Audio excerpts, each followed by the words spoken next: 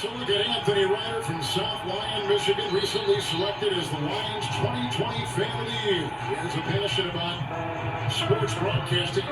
With the 112th selection in the 2021 NFL Draft, the Detroit Lions select Amon-Ra St. Brown, wide receiver, USC. One pride, baby! Yeah!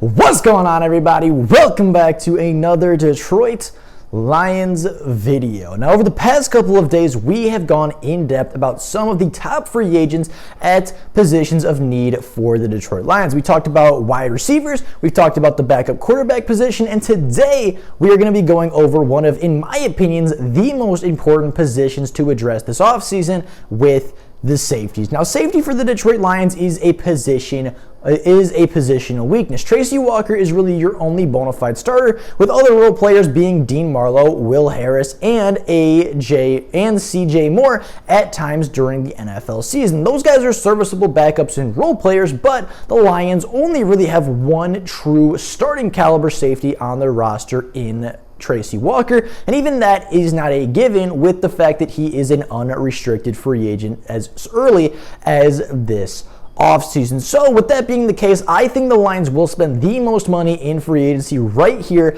at this position with the safeties, and I think if they're going to spend big money, there are a lot of big name guys that can go off the board, and there's a lot of big name guys that can make huge impact plays for the Detroit Lions as early as next season. So that being said, without any further ado, let's get on to our very first safety prospect in New Orleans Saints free safety, Marcus Williams. Now, Marcus Williams will likely be one of the pricier free agents this offseason. He is a guy that has been super productive in the NFL ever since entering in 2017. He's a guy that has over 15 interceptions and 40 passes defended in just 5 years of play. And he's a guy that just for a very long time in the NFL has been one of the more underrated, quieter star safeties of this league. Marcus Williams is only 25 years old, going into his 5th year as an NFL player. And in 4 years with New Orleans, he has totaled over 320 tackles, 38 passes defended, and 15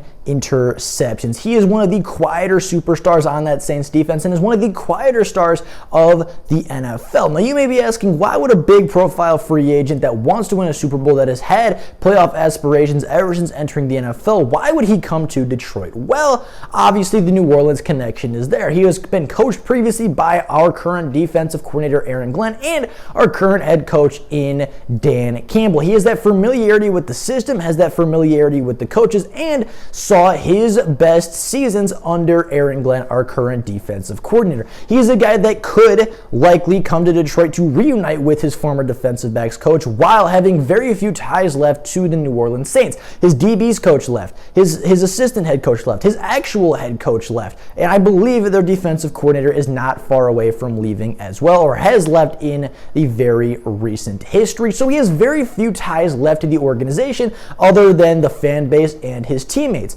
And of course, those are not always enough to keep a player in a certain spot. The Saints are not in a very good cap situation right now with the NFL. They are under the cap actually by a significant margin, and they may not have the money to sign him to a very big deal, especially with some of the big contracts on their books, like Marshawn Lattimore, like Alvin Kamara, and like several other stars on that Saints roster. So with that being the case, Marcus Williams could leave in free agency. He could look to come to Detroit, reunite with his former DB's coach, reunite with a former coach that he loved playing for in Dan Campbell, and could look to add to a very young and super talented Lions secondary. Obviously, you had Marcus Williams to Tracy Walker, Jeff Okudah, Amani Oruwariye, AJ Parker, Jerry Jacobs, and Ifeatu Melifonwu. That's a really good, really young starting secondary in the NFL. And if you are going to put a lot of reliance and you're going to put a lot of faith in a secondary for a long time,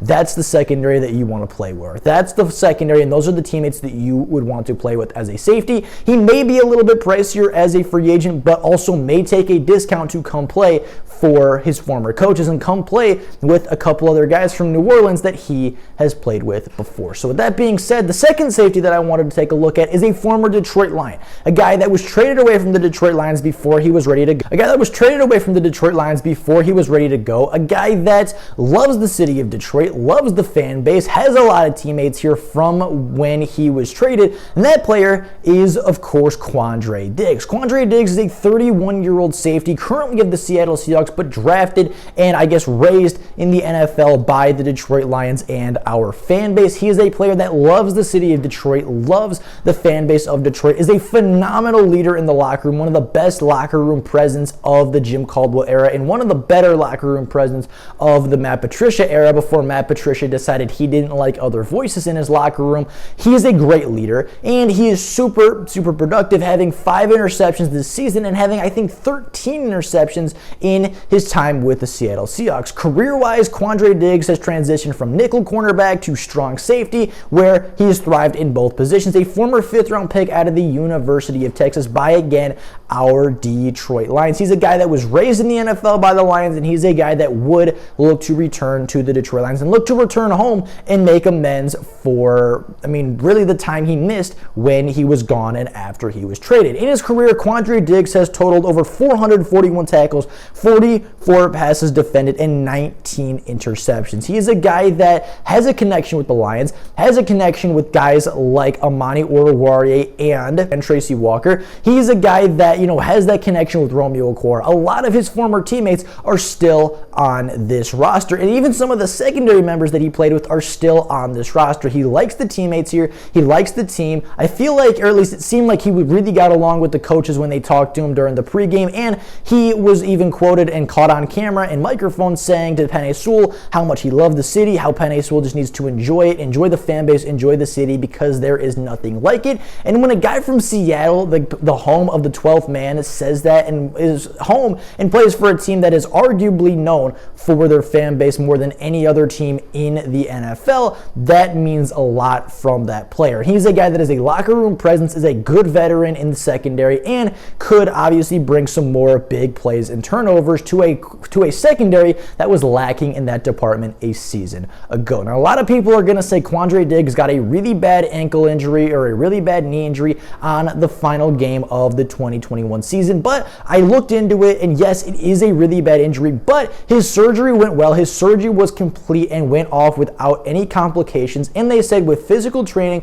physical therapy, and rehab, he should be available to play and practice at full speed without any impact to his explosiveness or anything like that, with obviously the exception to age. There should be no long-term effects to his ankle after the recovery process is over, and the recovery process should be over. He should be 100% by middle of July, if not earlier. So again, with him being available by July, that's earlier than the preseason. That's a little bit into training camp. Yes, he'll miss a little bit of that, but he'll still be in the locker room being a leader. He'll still be in the classroom. He'll still be in, the team meetings and all that, learning the scheme, learning the system, learning what to do. And when he gets back on the field, whether it be early in the preseason or a couple weeks into the NFL season, whenever he eventually gets back on the field, he will be a huge asset to the Detroit Lions on the field. But I think his leadership ability, and I think just the way he commands a locker room, would be an even bigger impact to what we would be getting on the field with Quandre Diggs. Now, Jabril Peppers is another guy that I really like for the Detroit Lions, a versatile player, a guy that's played slot cornerback, a guy that's played strong safety, a guy that's played free safety, a guy that's played running back, a guy that's played, kick and punt returner. He's even played edge rusher and linebacker for the Michigan Wolverines and the New York Giants before that. He's a versatile player. He's a defensive player that can play every position on the football field that you need him to play. I think that versatility, that ability to play safety, linebacker, kick and punt returner, and even edge rusher at times. He's a really good blitzer, is super physical, and is not afraid to hit, is not afraid to hit the opposing offense, and is not afraid to rip at the football. I think he could be a really big asset to the defense. He can be our wild card. He can be, that guy that nobody knows what role he's going to play. 1 week he could play strong safety. 1 week he could play will linebacker. 1 week he might even play edge rusher rusher at a couple snaps. He could be a blitzing nickel defender. He could be, a free roaming free safety, a deep roaming free safety. It doesn't matter because Jabril Peppers can do all of it at a super high level. And again, he was a huge leader at Michigan and a really good locker room guy with the New York Giants. I think bringing him in, I think he might not be that expensive. He is going to be likely a cap casualty of the New York Giants. I've even had Giants fans saying like they don't think that they're going to be able to keep him just because of the cap hit and just because of the price that their cap space can't afford it right now. The Lions can afford that cap space. And I think he might even be a little bit underpriced because I don't think he's the biggest name in this class. He's not as big of a name as Marcus Williams. He's not a Jesse Bates. He's not, this big all-pro free safety. He's no Tyrann Mathieu, but he's just an underrated, versatile, really good defensive back and really good defensive player. Again, while being a really good locker room presence and being a leader in the locker room. Now, the last player I wanted to talk about is a guy that you may not have thought of at all this offseason. Is a guy that has been a starter for the Baltimore Ravens for 2 years now, a guy that is a former DB out of Texas, and a guy that kind of took a slow start to his NFL career, but picked it up and actually has played really well over the past 2 seasons. Now, if you don't know who I'm talking about yet, I am talking about 24-year-old defensive back DeShawn Elliott, the safety from the Baltimore Ravens. Now, DeShawn Elliott is very young. He's very talented. He is a long, lanky safety. Doesn't have the greatest speed, but has has enough speed to get where he needs to be and has enough speed to be a starting quality safety in the NFL. He's a guy that's only 24 years old, so he doesn't play very long. Only really has 2 full years of play under his belt, and in those 2 years, he has 109 tackles, 7 passes defended, and 1 interception that he's walked away with. He doesn't get targeted a lot in the Ravens secondary, but when he does get targeted, he makes opposing quarterbacks pay a lot. He's a guy that is physical, a guy that is not afraid to hit. There's a clip of him tackling Derrick Henry when he's running through the entire Baltimore Ravens defense. DeShawn Elliott was really the one guy on that team that wasn't afraid to hit Derrick Henry and actually put Derrick Henry on the ground numerous times in those matchups. So he's a guy that's not afraid to tackle, a guy that's really good in coverage, and a guy that will not be expensive. I can't imagine he will be any more expensive than Tracy Walker or any more expensive than just an average quality starting safety, and he should not be very expensive for the long run for the Detroit Lions, but I think he has really, really high upside, only being 24 years old and having proven success in the NFL already. So with all that being said, those are the 4 safeties I think the Lions should be looking at and should be targeting. Obviously, you're not going to target all 4, but if you can get 1 or better, even 2 of those guys in free agency, the Lions secondary would be better for it. Now, the Lions, I think, will spend the most money at the safety position, as I think it is the position that is the most work that needs to be done. The safety position is very questionable